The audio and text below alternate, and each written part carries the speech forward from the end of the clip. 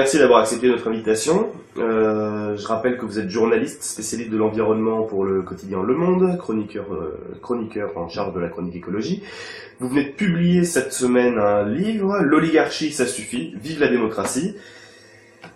Et vous débutez ce livre par un constat intéressant en indiquant que dans la rhétorique politique habituelle, nous ne pouvons être qu'en démocratie. Or, c'est une définition négative de la démocratie puisque son seul critère est « nous ne sommes pas en dictature ». En simplifiant, c'est ce que vous dites dans la première partie. Et selon vous, cette définition d'une faiblesse, vous parlez de vide conceptuel. Pouvez-vous décrire dans quel système politique nous baignons en ce moment ?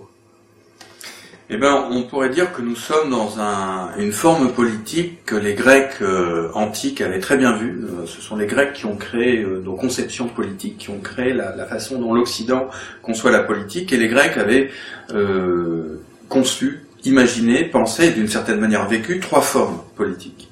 La dictature, qu'ils appelaient souvent la monarchie, qui est le pouvoir d'un seul qui décide de ce qui est bon ou mal selon ses critères qui lui sont propres.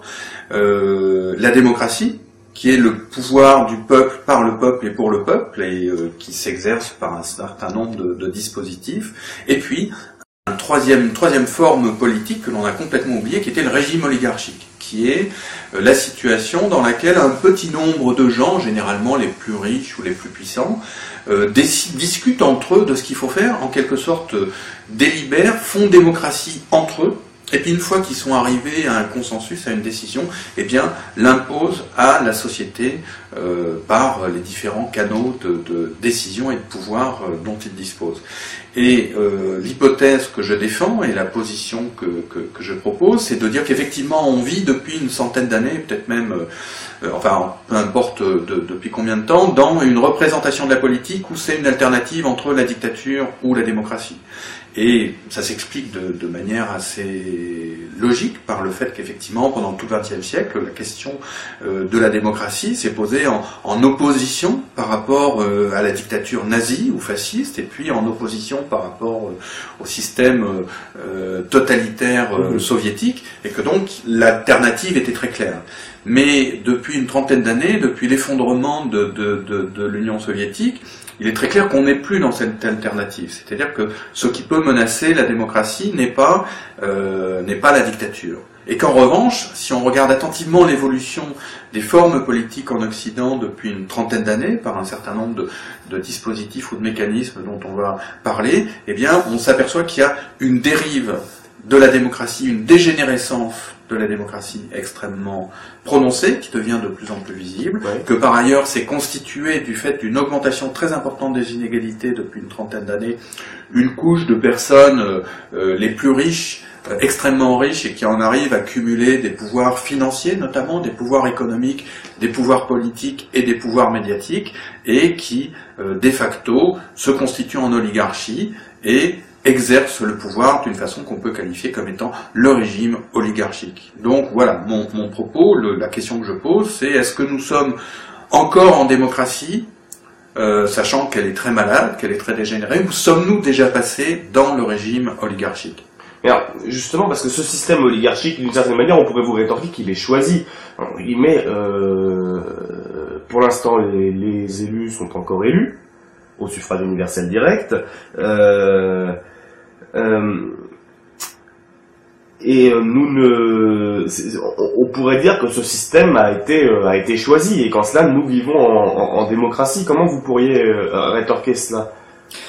Je parle bien de dérive, je parle de dégénérescence, donc je parle pas d'une situation blanc-noir. Ce que je dis, c'est qu'il y avait une démocratie qui était beaucoup plus vivante, notamment dans la période qui a suivi la Deuxième Guerre mondiale. Les années 50, 60, 70 ont été une période d'épanouissement de la démocratie. C'est jamais un régime parfait. Et où ça ? En France, dans l'Occident ou... En France, en Occident, dans les pays occidentaux, malgré évidemment toujours, c'est jamais une fois de plus un régime parfait, mais en tout cas, la vitalité démocratique et la vitalité politique de nos sociétés était beaucoup plus grande. Et ça se voyait comment ? Ça, c'était une vie médiatique plus intense ? C'était une vie citoyenne plus intense ? Ça se voyait par le fait que les débats politiques étaient beaucoup plus prononcés, que finalement les médias étaient beaucoup plus divers et beaucoup plus libres dans leur diversité, même si un certain nombre de médias étaient contrôlés d'une telle ou telle manière, par le fait aussi que la vie politique était beaucoup plus présente dans la vie quotidienne. On discutait au café, on discutait en famille, on allait beaucoup plus dans des meetings ou dans des réunions politiques. La vie politique était au quotidien beaucoup plus intense. Et par ailleurs, l'État, la puissance publique était beaucoup plus indépendante qu'elle n'est devenue des pouvoirs économiques. C'est-à-dire que l'équilibre entre les affaires économiques et les affaires publiques était beaucoup mieux posé, était beaucoup mieux séparé.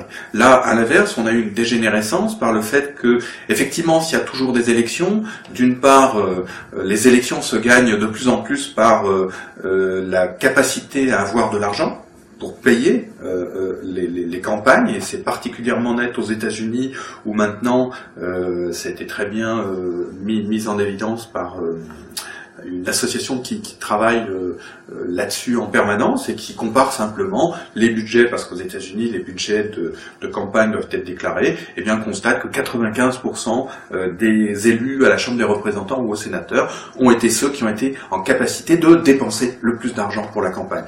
Donc il y a un premier aspect qui est cette déviation de la représentation par l'argent qui est mis. Et fatalement, l'argent qui est mis, c'est généralement l'argent des grandes sociétés, des grandes entreprises. Il y a un autre aspect qui est que les médias, précisément, sont beaucoup plus contrôlés, à mon avis, qu'ils ne le sont. C'est-à-dire que la formation de l'esprit public, la discussion, l'organisation du débat public se fait de manière beaucoup plus organisée par les médias et par les gens qui contrôlent les médias, que ça n'était le cas auparavant. Et donc les campagnes sont en quelque sorte orientées. Un troisième aspect est que quand des élections conduisent, j'allais dire par aventure maintenant, à un résultat qui n'est pas celui que désire l'oligarchie, eh bien on ne va pas en tenir compte.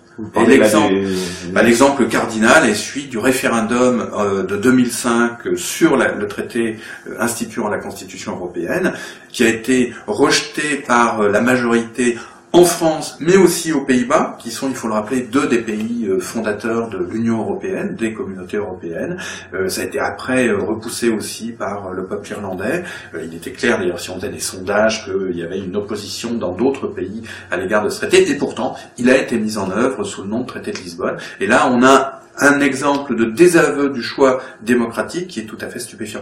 Donc voilà dans les grandes lignes ce qu'on peut dire. On pourrait aussi parler du poids des lobbies qui influent beaucoup en coulisses sur les choix et les décisions des politiques. Donc tous ces éléments montrent que ce qu'on appelle la démocratie représentative est très altérée, est très conditionnée, est très manipulée, et très affaiblie par rapport à ce qu'elle devrait être. Sachant, juste un point là-dessus, que la démocratie ne se résout pas à l'élection et ne se résout pas à la démocratie représentative.